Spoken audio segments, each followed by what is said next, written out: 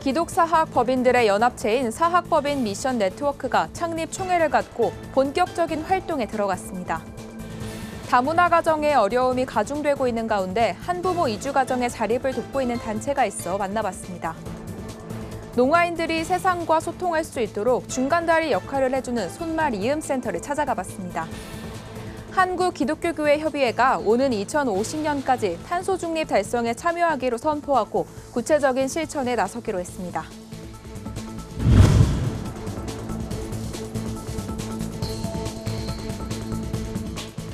안녕하십니까. 구태비 뉴스입니다. 기독교 학교 135년 역사상 처음으로 기독교 사립학교들이 연합체를 설립했습니다. 창립 총회를 갖고 기독교 사학 증진을 위한 본격적인 활동을 예고했는데요. 법인 간 협력 증대를 통해 기독교 학교 발전에 큰 역할을 할 것으로 기대를 모읍니다. 최상경 기자의 보도입니다. 기독사학 법인들의 연합체인 사학법인 미션 네트워크가 창립 총회를 갖고 본격적인 활동에 들어갔습니다. 기독교 학교의 존립과 발전을 위해 출범한 지 2개월 만입니다.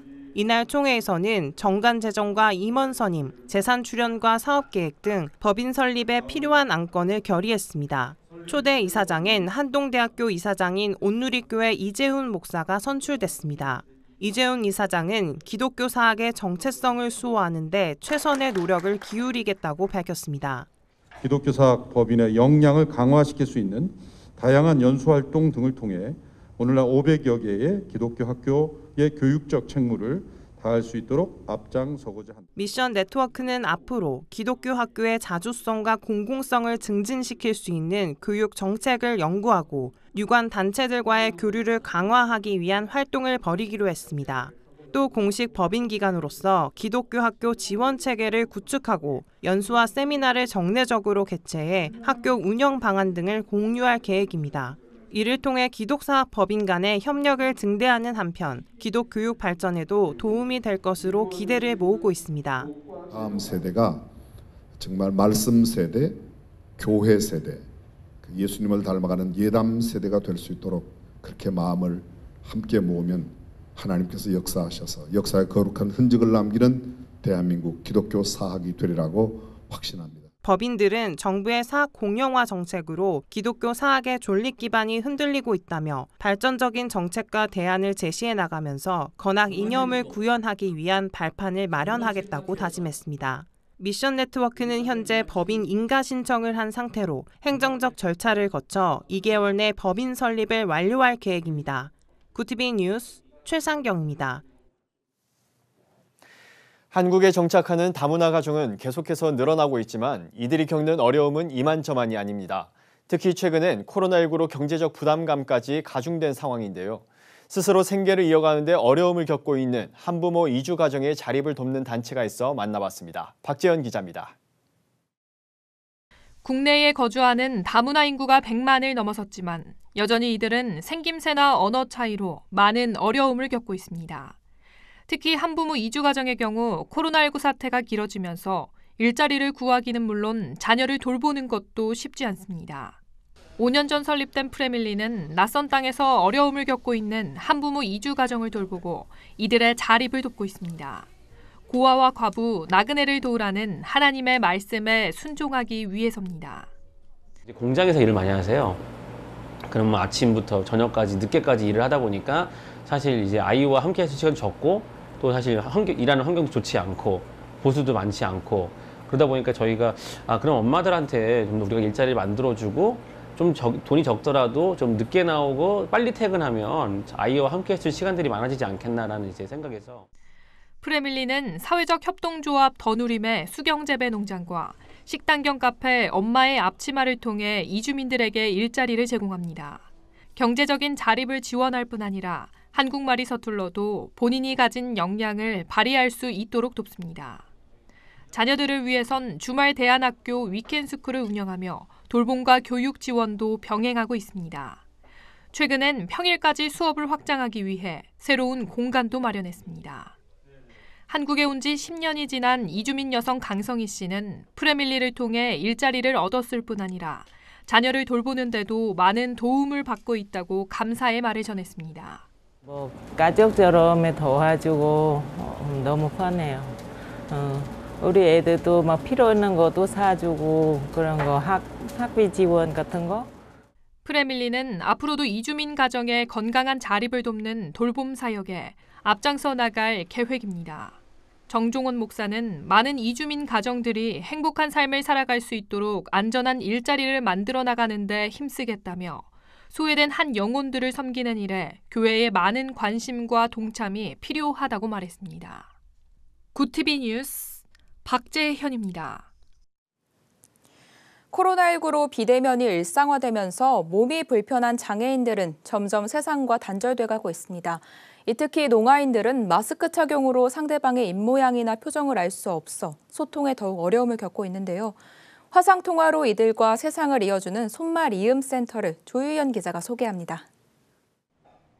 높게 솟은 칸막이마다 헤드셋을 낀 중개사가 화면 속 상대방과 수어로 대화하고 실시간 채팅으로 문자를 주고받기도 합니다. 손말 이음 센터, 손말, 즉 수어로 농아인의 세상과 이어주는 곳입니다. 손말 이음 센터는 과학기술정보통신부 산하 한국정보화진흥원 소속 기관으로 청각 언어장애인의 필요를 비장애인에게 전달해 줍니다. 24시간 전국을 대상으로 서비스하는 국내 유일한 기관입니다. 간단하게 음식 배달부터 쇼핑, 그리고 금융, 그리고 가족들 간의 연락 등등 일상생활 전체적으로 의사소통이 필요한 수어 통역 서비스를 해주는 서비스 이용은 인터넷으로 이루어집니다. 농아인은 손말 이음센터 홈페이지에서 통화하고자 하는 상대방 번호와 이름을 입력하고 중개사와 영상으로 대면합니다. 이후 상대방에게 전하려는 내용을 수어로 알리면 중개사가 음성으로 상대방에게 전달하고 답변을 다시 수어로 알리는 방식입니다. 안녕하세요. 청각 언어장애인분 요청으로 대신 전화드렸습니다. 저는 손말 이음센터 중개사 이건중이고요. 문자로 전해주신 내용 그대로 중개해드리겠습니다. 실시간 문자 서비스도 마찬가지입니다. 장애인이 문자로 말하고자 하는 내용을 입력하면 중개사가 이를 음성으로 상대방에게 전달하고 상대방의 답변을 다시 농아인에게 문자로 알립니다. 애정 표현이나 서비스에 대한 항의처럼 감정을 실어야 하는 중개도 종종 있어 어려움을 느낄 때가 많습니다. 상대방에게 애정을 표현할 때 그게 조금 난감, 이게 욕설을 할 때도 있는데 이용자가 화났다는 걸 알잖아요. 그럴 때 근데 감정을 싣고 얘기하지 않으면은 상대방도 받아들일 때 가볍게 받아들일 수 있거든요. 손말 이음센터의 발신 번호는 107입니다. 센터 측은 107번이 스팸인 줄 알고 전화를 받지 않는 경우가 많다면서 107번에 대한 인식이 확대돼 보다 많은 농아인들이 세상과 소통하는 데 도움을 줬으면 한다고 말했습니다. 굿TV 뉴스 조유현입니다. 한국기독교교회협의회 NCCK가 기후위기 극복을 위한 비상행동을 선포하고 2050년까지 탄소 중립을 달성하기로 뜻을 모았습니다.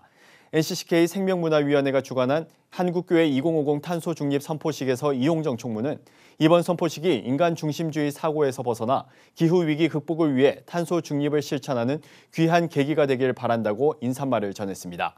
녹색성장위원회 김정욱 민간위원장은 한국교회의 역할이 굉장히 크다며 허망하게 파괴되어 가는 땅을 구하는 사명을 교회가 빛이 되어 잘 감당하게 되길 바란다고 말했습니다. 이날 참석한 회원교단과 기관 관계자들은 탄소 중립과 기후위기 극복을 공동의 과제로 설정하고 지역교회가 참여하는 교육 프로그램과 생태 목회 매뉴얼 개발 등 탄소 중립 실현을 위한 구체적인 실천에 나서겠다고 선언했습니다. 오늘의 이슈 포커스입니다. 문재인 대통령이 현지 시간 20일 오전 워싱턴 DC 인근 알링턴 국립묘지를 방문해 헌화하는 것으로 공식 방미 일정을 시작했습니다. 알링턴 국립묘지는 참전 용사와 그 가족 약 40만 명이 잠들어 있는 미국 최대 국립묘지 중 하나입니다. 문 대통령은 같은 날 오후 낸시 펠로시 하원 의장을 포함한 미국 하원 지도부와 간담회를 갖고 한미 관계 발전 방안을 비롯해 양국 공통 관심사에 의견을 나누며 현지 시간 21일에는 조 바이든 미국 대통령과 첫 정상회담을 가질 예정입니다. 20일 국민의힘 나경원 전 의원과 이준석 전 최고위원이 차기 당대표 경선 출마를 공식 선언했습니다. 이로써 앞서 출마 의사를 밝힌 주호영 전 원내대표와 김웅 의원 등 경선 후보는 총 10명이 됐습니다. 출사표를 던진 의원들의 공통된 목소리는 정권 교체지만 중진 대 신진의 대결 구도가 형성돼 방법론에는 차이를 보이고 있습니다. 중진그룹은 경륜을 바탕으로 한 통합의 무게를 찍는 모습을 보이는 반면 신진그룹은 리더십 교체를 통한 당의 쇄신에 방점을 찍겠다는 계획입니다. 최근 손정민 씨 사망 사건으로 한강공원의 CCTV가 턱없이 부족하다는 문제가 제기된 가운데 서울시가 한강공원의 CCTV와 기타 여러 기능을 결합한 스마트폴 설치를 추진합니다. 스마트폴은 하나의 기둥에 가로등, 신호등 같은 도로 시설물과 지능형 CCTV, 공공 와이파이 등이 결합된 것으로 서울시는 하반기 중 한강공원에 맞는 개량형 표준 모델을 마련해 연말에 설치하겠다는 계획입니다. 군 장병들에게 최근 2년 동안 지급된 베레모와 운동복 등 피복류 수십만 개가 불량품인 걸로 나타났습니다. 방위사업청이 군남 피복류 6개 품목 18개 업체를 조사한 결과 베레모와 육군 봄가을 운동복, 여름 운동복 등 3개 품목 8개 업체가 기준 미달이었습니다. 대량 납품 품목의 경우 제조업체의 공인기관 인증을 받도록 하는 허술한 품질 보증 방식이 원인으로 꼽힙니다. 방위사업청은 검찰에 수사를 의뢰했고 정밀 분석 결과 필요한 경우 법적 조처를 하겠다고 밝혔습니다. 한국의 국가행복지수 순위가 경제협력개발기구 OECD 회원국들 가운데 최하위권으로 나타났습니다. UN 산하기구인 지속가능발전 해법 네트워크가 발간한 2021년 세계행복보고서에 따르면 한국의 최근 3년 평균 국가행복지수는 10점 만점에 5.85점을 기록했습니다. OECD 회원국 37개국 가운데 35위입니다. 한국보다 낮은 나라는 그리스와 터키뿐이었습니다. 1위는 핀란드였고 덴마크와 스위스가 뒤를 이었습니다. 일본은 5.94점으로 한국보다 2계단 높은 33위를 기록했습니다. 제조산업 현장이 코로나19 불황에서 조금씩 회복하고 있다는 지표가 잇따라 발표됐습니다. 한국전력에 따르면 지난 3월 전력 판매량은 43,074기가와트시로 전년 같은 기간 대비 0.5% 늘었는데 이는 산업용 전력 판매량을 회복한 영향이 큰 걸로 분석됩니다. 한국산업단지공단이 발표한 지난 3월 국가산단 가공률도 82%로 2017년 3월 이후 4년 만에 가장 높은 수치를 기록했습니다. 구TV 뉴스 박은결입니다. 구TV 월드와이드입니다. 미얀마 군부가 국제사회의 제재 움직임에도 러시아와 무기 구매를 협의 중인 것으로 알려졌습니다. 20일 현지 언론에 따르면 미얀마 군부는 20여 건의 무기 구매 프로젝트를 논의하기 위해 이번 주 러시아 모스크바에 고위 사절단을 보냈습니다. 러시아는 중국에 이어 두 번째로 큰 미얀마의 무기 공급원으로 지난 2014년에서 2019년 미얀마가 수입한 무기류의 16%가 러시아에서 조달됐습니다. 토마스 바우 국제올림픽위원회 위원장이 도쿄 하계올림픽 개막을 앞두고 일본에 의료진을 파견할 용의가 있다고 밝혔습니다. 바우 위원장은 올림픽 선수촌과 경기장에서 코로나19에 대응할 의료진을 파견하겠다는 뜻을 대회 조직위원회에 전달했다고 설명했습니다. 선수촌에 머무는 전체 인원의 80% 이상이 백신 접종을 마친 사람들로 구성될 것이라는 점도 강조했습니다. 유럽연합이 여름 휴가철을 앞두고 코로나19 백신을 접종한 제3국 관광객에 대한 입국을 허용합니다. 이유는 입국 제한 기준을 완화해 백신을 접종받지 않았더라도 이윤의 입국을 허용하는 화이트리스트 국가를 현재 한국과 호주, 뉴질랜드 등 7개국에서 대폭 확대할 계획입니다. 이에 따라 유럽의약품안정청이 승인한 화이자 바이오엔테크나 모더나, 아스트라제네카, 얀센의 코로나19 백신을 접종받고 2주가 지난 관광객은 조만간 EU 입국이 가능해집니다. 중국 당국이 비트코인과 같은 민간 가상화폐에 대한 거래를 허용하지 않는다는 기존의 입장을 재확인했습니다. 중국은행협회와 인터넷금융협회 등은 가상화폐 투기 현상이 재현돼 국민 재산과 금융질서를 위협할 우려가 커졌다면서 가상화폐는 사용을 금지한다고 밝혔습니다. 가상화폐 신규 발행이나 관련 파생 상품 거래는 중국 내 불법 금융활동에 해당한다는 점도 강조했습니다. 미국에서 마스크 착용 지침을 완화하는 기업이 늘고 있는 가운데 노동조합이 반발하고 나섰습니다. 세계 최대 전자상거래 업체 아마존은 오는 24일부터 코로나19 백신 접종을 마친 직원들에 한해 마스크 착용 의무를 적용하지 않습니다. 슈퍼마켓 체인 크로거도 앞으로 백신 접종을 마친 사람은 마스크를 쓰지 않아도 된다고 밝혔습니다. 이에 노동조합은 2억 명 이상의 미국인이 여전히 백신 접종을 마치지 않은 상황에서 지금은 방심할 때가 아니라며 마스크 의무화 해제 추세에 경고했습니다. 구TV 뉴스 한혜인입니다. 글로벌 선교 방송단과 함께하는 교계 소식을 전화평 기자가 보도합니다. 굿TV 기독교 복음방송의 KT 스카이라이프 채널 번호가 20일부터 234번에서 186번으로 변경됐습니다.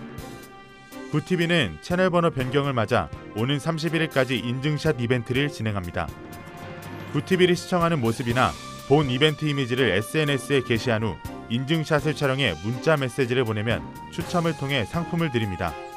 자세한 사항은 굿TV 홈페이지를 통해 확인할 수 있습니다. 기독교대한감리회가 산림청과 함께 평화와 탄소 중립 추구를 위한 업무 협약식을 20일 가졌습니다. 이에 따라 기감과 산림청은 숲속의 한반도 만들기 캠페인에 참여하고 탄소 중립과 평화의 숲 교육 체험 활동을 함께 진행할 계획입니다. 이와 함께 기감 청년의 전국연합회는 산림청이 운영하는 세산세숲 산림 도우미 프로그램에도 참여해 SNS를 활용한 홍보 활동에 나섭니다. 한국교회 반동성애 교단연합이 건강가정기본법 개정안을 대표 발의한 남인순 의원과 최근 전격 면담을 가졌습니다. 한방교는 남 의원에게 가정해체 법안이라고 불리는 이 법안의 위험성을 전달했고 남 의원은 이에 대해 수정 의사를 밝혔습니다. 한방교는 남 의원이 약속을 이행할 때까지 시위를 계속 이어나갈 예정입니다. 높은 뜻 우신교회가 서울 구로구에 위치한 우신고등학교의 결식위기 학생들에게 후원금 800만 원을 전달했습니다. 이번 후원금은 높은 뜻 우신교회 성도들이 부활절을 맞아 드린 헌금으로 마련됐습니다. 후원금은 열매나눔재단의 캠페인을 통해 우신고 학생 10명에게 올 한 해 학기 중 매주 1회씩 식품 꾸러미로 전달됩니다. 굿TV 뉴스 전하평입니다. 매년 5월 20일은 다양한 민족과 문화권의 사람들이 서로 이해하고 공존하는 사회를 만들자는 취지로 제정된 세계인의 날입니다. 하지만 국내 다문화 가정의 얘기를 들어보면 서툰 한국어와 다른 외모로 한국 사회에 적응하기가 어렵다고 하는데요. 서로 다른 배경의 문화를 이해하기 위해 노력하고 서로 존중하는 사회적 분위기를 만드는 것이 필요해 보입니다. 이상으로 뉴스를 마칩니다. 오늘도 함께해 주신 여러분 고맙습니다.